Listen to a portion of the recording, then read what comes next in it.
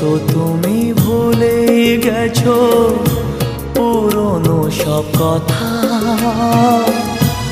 অনেক রকম আনন্দ আর ছোটখাটো ব্যথা।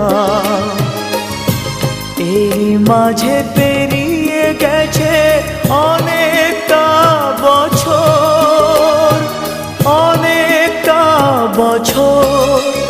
আমি কেমন করে নেব তোমার খবর?